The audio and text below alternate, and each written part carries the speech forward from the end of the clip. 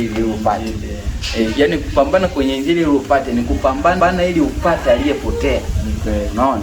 Lakini kupambana kimaisha ili upate nyumba ni kupambana na mikono aliyokupa, kwa sababu Biblia inasema asiyetumika na asile, asiyefanya kazi asile. Mpendwa mtazamaji, Bwana Jackson anatuambia kwamba katika kufanya kazi ya Mungu tusitafute mafanikio labda ya gari, pesa, nyumba. Tufanye kazi ya Mungu tukitafuta mafanikio ya kumwokoa mtu na kumpeleka mbinguni. Nataka nitambue pia kuhusiana na mitikasi mbalimbali, changamoto mbalimbali ambazo zipo open kabisa, yani moja kwa moja unakuwa unakutana nazo. Nipatie changamoto kadhaa ambazo zinakurudisha nyuma. Niseme changamoto ambazo nazipata sana zaidi huwa zinakuwa kila mara, lakini changamoto ambazo nazojuana nazo ni ubinafsi. Na ndo changamoto ambazo mimi mwenyewe sijawahi kuzipendelea.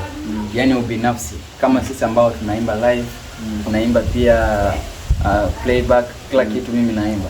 Ila sasa ukija kanisani, unakaa kanisani, ila unakuta kabisa watu wako binafsi sana, yani wanajichukua sijui kivipi.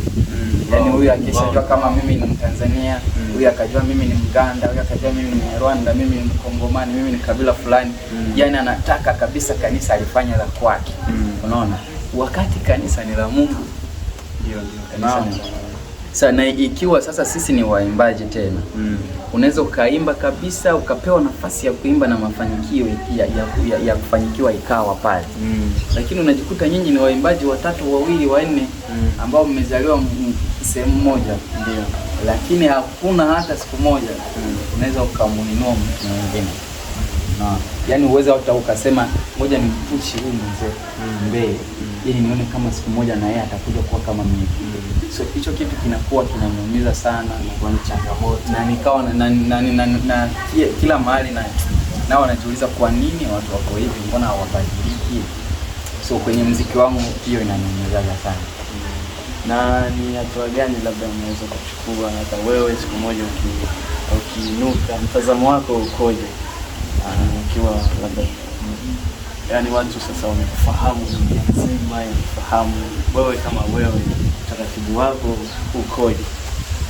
Kitu ambacho cha kwanza na sikiongea kwenye hii changamoto za kwangu, kitu ambacho kinanyumaga sana ni kuona maskini.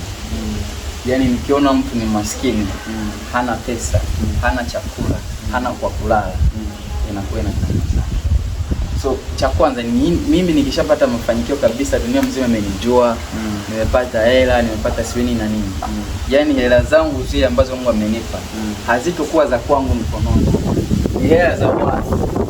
Unaona? Ni hela za watu ambao ni maskini, ambao hawana chakula.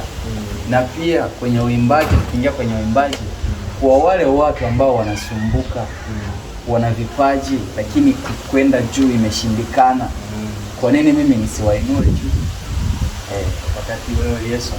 Wakati Mungu ameninua, yani niseme kama sasa hivi akisha nifanya kama anointed. Yani hapo unajua kama wengine ambao ni anointed wako chini yangu. Wote nawaambia njoo kwa kadri unavyoweza, njoo tuimbe, fanye kazi na nini, msikilikane kama mahali. Hata mimi mwenyewe naweza nikaingia media, ni watangaze waimbaji wazuri wanaimba, wengine wakawachukua. Ndio, ni kama neno la Mungu linasema shambani kwa Bwana mavuno ni mengi, kazi ni chache. Kwa hiyo tunatakiwa tuwalete watu wengi sana hasa kwenye sekta ya injili, tupate watu wengi sana waweze